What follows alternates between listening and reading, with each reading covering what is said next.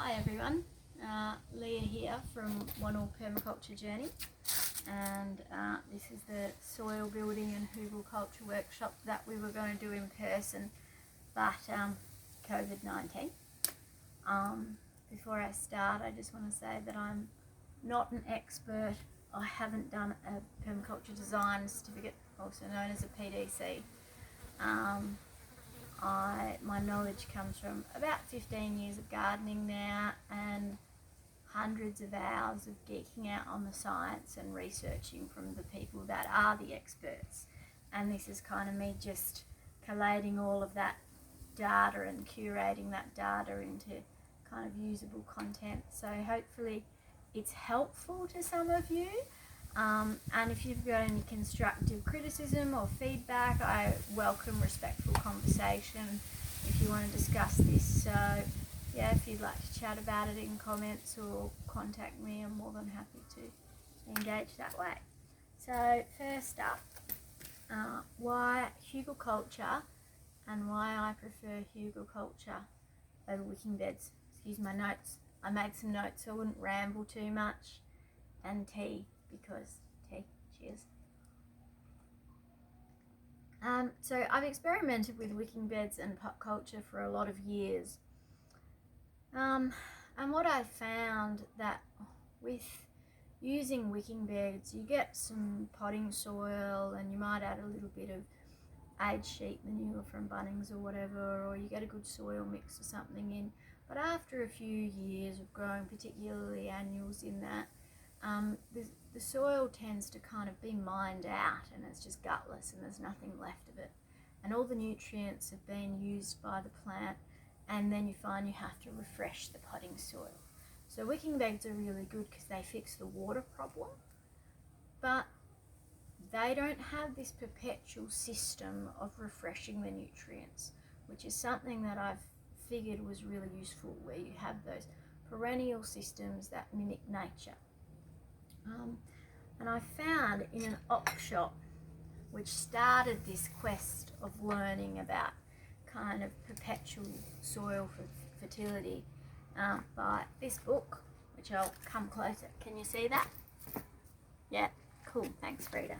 Frida's my trusty video person. And she came into permaculture through a breast cancer recovery journey.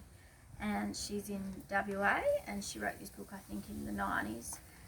And she talked about, at the bottom of every pot that she planted, turning it into a mini worm farm and seeding it with some shredded paper and some manure and some worms from her worm farm, and that would be feeding the plant in that pot plant. Hey, this is Corona, my cat, just to come say g'day. And that kind of was a bit of a, penny drop, light bulb moment for me. And I went, yeah, like when we're planting in the soil, we're constantly feeding the soil with layers, these chop and drop systems, and with no dig garden beds. And why aren't we doing that in pot culture and in wicking beds? And let's learn more about the science of that. And that just started this chain of research, and where I discovered Hugelkultur, and then all these principles started to kick in. And it's not one method that you use. It's not just your Hugelkultur purist, or just your wicking belt purist, or just you do raised beds, or just, if you understand the science and all of these principles, then you can adapt them to your particular circumstances. So it's not a Bible of you have to do this. It's a method so that you understand things, so that you can become adaptive and you can suit it to your particular environment. So that's kind of the way that I want to talk about things. So you have to look at what I say, and you have to adapt it for your environment. So I'm kind of more interested in, as I said, not mining nutrients anymore, but setting up these perpetual soil fertility systems. And that also made me look at moving to perennial based plantings rather than annual based plantings. And what I've learned is annual based plantings take all the energy from the sun and all the soil, because they just want to live for that kind of short time, less than a year, to reproduce. But perennials, they need to rely on the soil to get through cold winters and harsh summers. So they actually bring in nutrients, and they have symbiotic relationships with the soil, with their roots, to feed the soil. So perennial plantings invest a lot more in your soil than annuals do. So that's really something to think about. If you can look at perennial versions of things that you would previously grow as annuals, then that's really valuable for your soil and getting perpetual fertility in your systems. Yeah, so I think I've pretty much covered that section. Why Hugelkultur? Oh yeah, and also someone said to me that Hugelkultur is no good in Perth because we've got sandy soil and it just doesn't bloody work.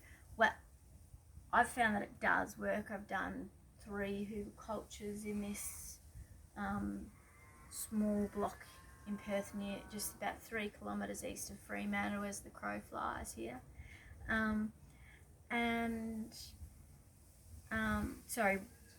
East of Freo. And you have to invest a lot of water in the system to start with, but if you start your Hugelkultur with some fresh timber and some partly broken down timber, so even if that's partly composted wood chips, then that gives you a head start. And also if you add some clay-based compost in the mix, that holds water in the system as well. And if you've got, your canopy layers, whether that's with shade cloth or larger tree plantings, and mulch, that helps keep the water in. And I haven't had any issues with moisture or water retention or things becoming hydrophobic using these systems with the Hugelkulturs. And this is in an area that's north, and this is a very, very hot baking with fences all around, and there's a brick wall on that side that just radiates the heat. And I've had, especially the first one I did down there, that's been going for about 10 months now. It's gone through a really bloody hot summer, and it's maintained the moisture really nicely with only grey water and whatever irrigation from the sky that we happened to get, which wasn't too bad this year. Alright, so number 3, what is Hugelkultur? Right, so Hugelkultur is a soil building method that was developed from an old German style of gardening and soil management, based on kind of forest systems and how they dealt with all the biomass from the big forests in Germany. And the translation for it is hill culture. So you're making a hill of biomass to plant into, kind of like you would a raised garden bed or a no-dig garden bed. And in permaculture we talk about perennial systems and mimicking nature. So in this explanation I'm going to use a lot of mimicking nature explanations to help you kind of draw conclusions and draw lines between information to help broaden your understanding as well.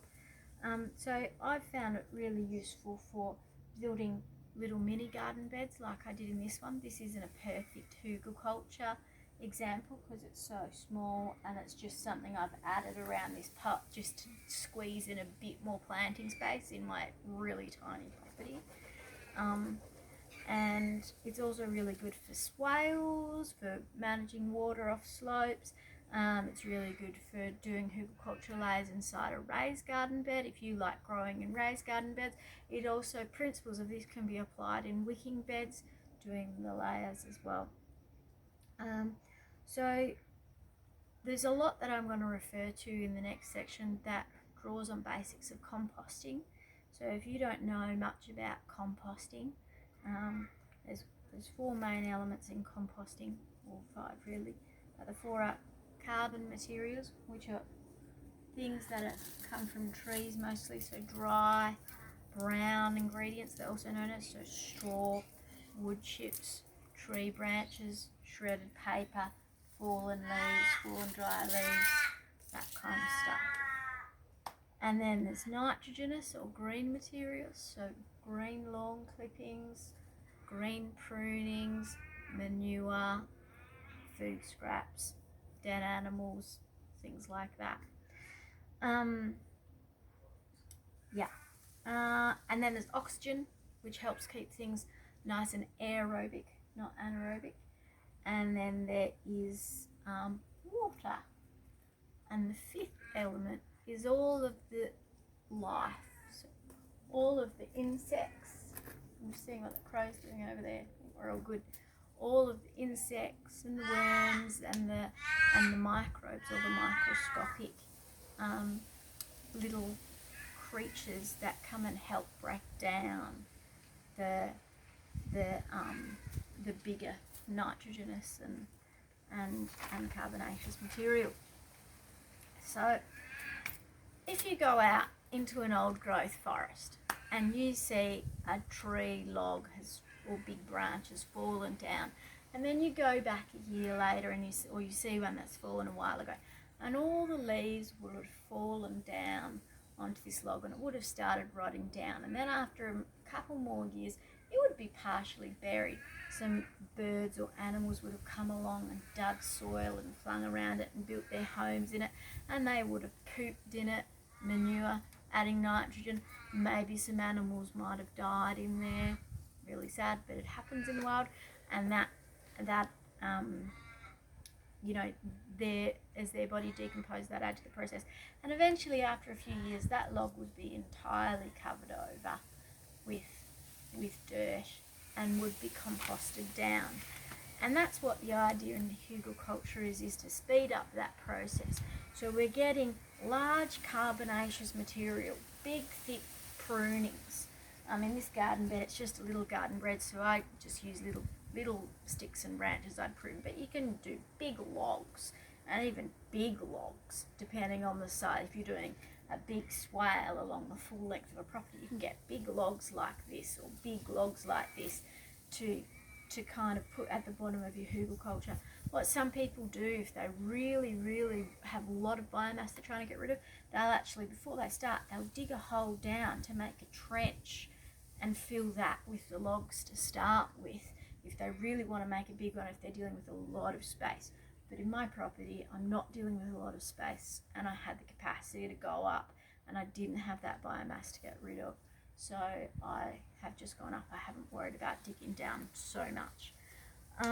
So that's something that you can do with Hugelkultur, and that idea is to getting that big, chunky carbonaceous material down low in the soil profile. And the reason why is because it's going to rot, and when it rots, it breaks down into spongy, and I've got some here.